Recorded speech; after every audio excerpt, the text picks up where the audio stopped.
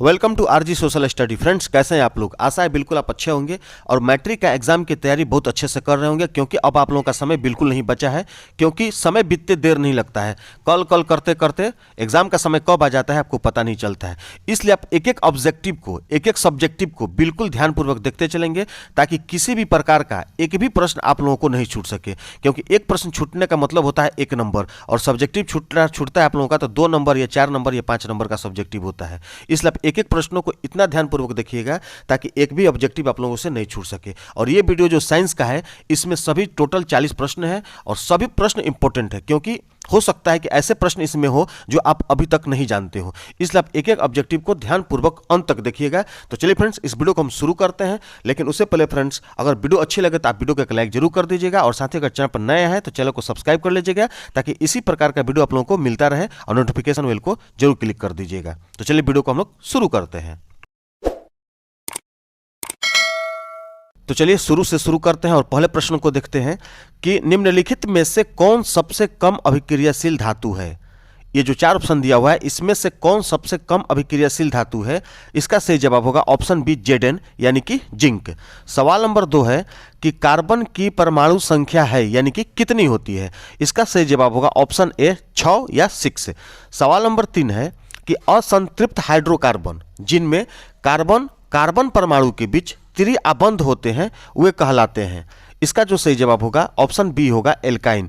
आप याद रखिएगा, सवाल का जवाब देने से पहले अगर सवाल को आप अच्छी तरह से समझ लेते हैं तो आपका 90% जवाब सवाल में ही क्लियर हो जाता है। इस बात को आप ध्यान देते चलेंगे, इसलिए सवाल को भी समझते चलिएगा।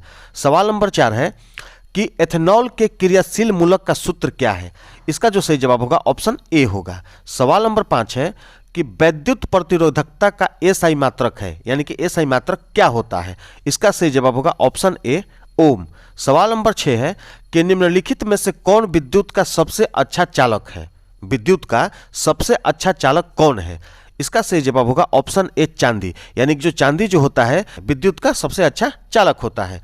सवाल नंबर 7 है कि विद्युत धारा के चुंबकीय प्रभाव का खोज किसने किया था? विद्युत धारा के चुंबकीय प्रभाव का खोज किसने किया था? इसका सही जवाब होगा ऑप्शन बी, ओस्टेड ने। कौन किया था? तो ओस्टेड ने किया था। सवाल नंबर 8 है कि विद्युत मोटर परिवर्तित करता है, यानी कि क्या परिवर्तित करता है, किस में परिवर्तित करता है? इसका जो सही जवाब होगा ऑप्शन डी होगा कि विद्युत ऊर्जा को यांत्रिक ऊर्जा में परिवर्तित करता है। स्पष्ट है? चलिए सवाल नंबर 9 देखते हैं। सवाल नंबर 9 है कि जब पश्चिम की ओर प्रक्षेपित कोई धनावेशित कण, यानी कि जो अल्फा कण होता है, किसी चुंबकीय क्षेत्र द्वारा उत्तर की ओर विक्षेपित हो जाता है तो चुंबकीय क्षेत्र की दिशा क्या होगी?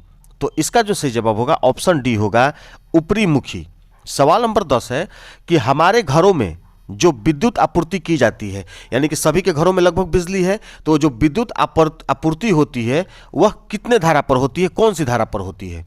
तो इसका जो सही जवाब होगा ऑप्शन सी होगा कि 220 वोल्ट पर प्रत्यावर्ती धारा होती है। सवाल नंबर 11 है कि गर्म जल प्राप्त करने के लिए हम सौर जल तापक का उपयोग किस दिन कर सकते हैं? इसका जो सही जवाब होगा ऑप्शन बी होगा, बादलों वाले दिन। क्लियर है? सवाल नंबर 12 देखेंगे। सवाल नंबर 12 है कि निम्न में से कौन सा ऊर्जा स्रोत सौर ऊर्जा के व्युत्पन्न नहीं है? कौन सा स्रोत है, कौन सा ऊर्जा स्रोत है जो सौर ऊर्जा के व्युत्पन्न नहीं है? इसका जो सही जवाब होगा ऑप्शन सी होगा, नाभिकीय ऊर्जा। सवाल नंबर 13 है कि दर्पण के सामने किसी भी दूरी पर स्थित वस्तु का प्रतिबिंब सीधा प्रतीत होता है तो दर्पण है, यानी कि कौन सा दर्पण है? इसका जवाब जानेंगे हम। इसका जो जवाब होगा ऑप्शन सी होगा, केवल उत्तल। क्या होगा? केवल उत्तल। सवाल नंबर 14 है कि किसी कार का अप्रदीप में प्रयुक्त दर्पण निम्नलिखित में से कौन होता है? इसका जो सही जवाब होगा ऑप्शन ए होगा, अवतल दर्पण। सवाल नंबर 15 है कि निम्नलिखित में से किसका अपवर्तनांक सबसे अधिक होता है?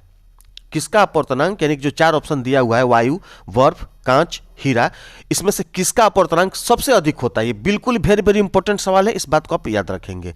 इसका जो सही जवाब होगा ऑप्शन डी होगा, हीरा। चलिए सवाल नंबर आगे बढ़ते हैं। सवाल नंबर 16 को देखते हैं। सवाल नंबर 16 आप लोगों के सामने है, स्पष्ट दिख रहा होगा कि निम्नलिखित में से किस लेंस को अभिसारी लेंस कहते हैं? किस लेंस को अभिसारी लेंस कहते हैं? जैसे कि ऑप्शन है उत्तल लेंस, अवतल लेंस, उत्तल एवं अवतल लेंस दोनों, और डी जो है ऑप्शन बाइफोकल लेंस। इसका जो सही जवाब होगा ऑप्शन ए होगा उत्तल लेंस, यानी कि उत्तल लेंस को हम अभिसारी लेंस कहते हैं। सवाल नंबर 17 है कि निम्नलिखित में कौन उभयलिंगी है? कौन उभयलिंगी है? इसका बिल्कुल ही सटीक और सही जवाब है केंचुआ। ये जो है उभयलिंगी होता है। सवाल नंबर 18 है, ऑप्शन ए सही होगा। सवाल नंबर 18 है कि मेंडल ने अपने प्रयोग को दिखाने के लिए, दर्शाने के लिए या करने के लिए किस पौधे को चुना? इसका सही जवाब होगा ऑप्शन डी मटर। ये बहुत ही प्रसिद्ध क्वेश्चन है और बहुत ही वीवीआई क्वेश्चन है, इसको आप याद कर लेंगे कि मेंडल ने अपने प्रयोग के लिए मटर के पौधे को चुना था। अब सवाल नंबर 19। सवाल नंबर 19 है कि निम्न में से कौन एक अवशेषी अंग है? अवशेषी अंग कौन है? इसका सही जवाब होगा ऑप्शन डी अपेंडिक्स। सवाल नंबर 20 है कि चिपको आंदोलन किससे संबंधित है? इस प्रश्न को आप हिस्ट्री में पढ़े होंगे, जहां तक मेरा गारंटी है, कुछ कभी कभी ज्योग्राफी में भी देखने को मिल जाता है, यानी कि प्रश्न हर तरफ से मिला करके वीवीआई है, इसको आप याद रखेंगे। इसका जो सही जवाब होगा ऑप्शन ए होगा वन संरक्षण, यानी कि जब पेड़ काटे जा रहे थे तो वहां के औरतें और पुरुष जो थे वो पेड़ों से चिपक जा रहे थे, इसी को चिपको आंदोलन नाम दे दिया गया कि ताकि पेड़ को बचाया जा सके। सवाल नंबर 21 है कि निम्नलिखित में से कौन लेंस का आवर्धन यानी कि एम होता है? इसका जो सही जवाब होगा ऑप्शन डी U/V। सवाल नंबर 22 है कि निम्नलिखित में से कौन नेत्र का रंगीन भाग होता है? नेत्र का रंगीन भाग आंखों में कौन होता है? इसका जो सही जवाब होगा ऑप्शन डी होगा पुतली। सवाल नंबर 23 है कि वायुमंडल में प्रकाश के किस वर्ण का प्रकीर्णन अधिक होता है? इसका सही जवाब होगा ऑप्शन बी नीला। सवाल नंबर 24। सवाल नंबर 24 है कि प्रकाश की किस घटना के कारण सूर्य जो होता है हमें वास्तविक सूर्योदय से लगभग 2 मिनट पूर्व दिखाई देने लगता है? बताइए कितना अच्छा क्वेश्चन है कि प्रकाश के किस घटना के कारण सूर्य हमें वास्तविक सूर्योदय से लगभग 2 मिनट पूर्व दिखाई देने लगता है? इसका जो सही जवाब होगा ऑप्शन बी होगा वायुमंडलीय अपवर्तन। क्लियर है? सवाल नंबर 25 है कि आधुनिक आवर्त नियम के अनुसार तत्वों के गुण धर्म निम्नलिखित में से किसके आवर्त फलन होते हैं? इसका सही जवाब होगा ऑप्शन बी परमाणु संख्याओं के।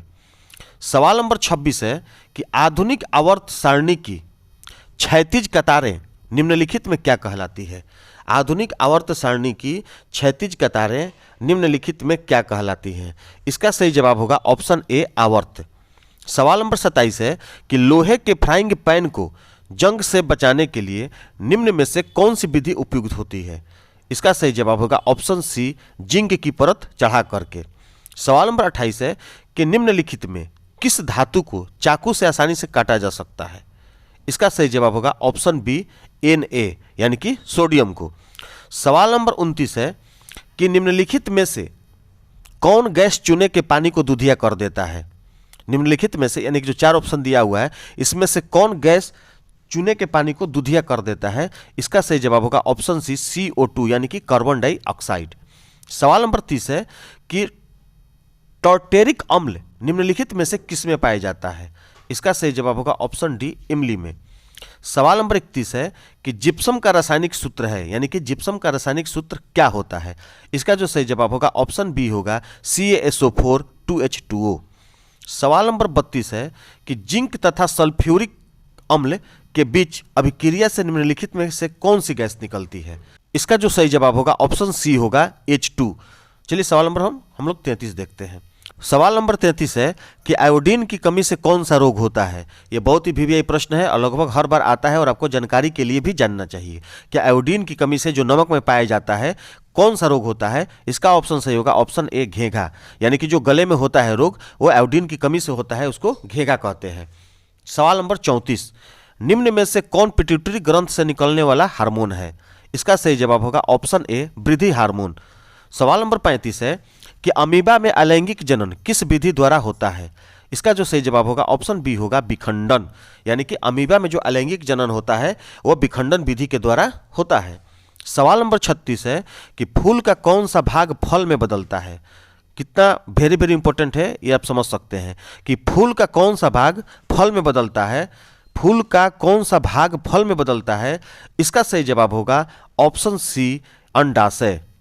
चलिए सवाल नंबर 37 देखते हैं। सवाल नंबर 37 है कि स्टोमाटा के खुलने और बंद होने की क्रिया को नियंत्रित करता है, यानी कौन नियंत्रित करता है? इसका सही जवाब होगा ऑप्शन ए, द्वार कोशिकाएं। सवाल नंबर 38 है कि निम्न में से कौन वृक्क की रचनात्मक एवं क्रियात्मक इकाई है? इसका जो सही जवाब होगा ऑप्शन बी होगा, यानी कि नेफ्रॉन। सवाल नंबर 39 है कि मानव का प्रमुख उत्सर्जी अंग निम्नलिखित में से कौन है? यानी कि जो हमारे शरीर में से बेकार पदार्थों को छान करके बाहर निकाल देता है, वो कौन सा अंग है? तो मानव का प्रमुख उत्सर्जी अंग जो है वो निम्नलिखित में कौन है? तो ऑप्शन इसका सही होगा ऑप्शन ए, वृक्क। सवाल नंबर 40 है कि एड्रोजेन क्या है? सवाल नंबर 40 है कि एड्रोजेन क्या है? इसका सही जवाब होगा ऑप्शन ए होगा, नर लिंग हार्मोन।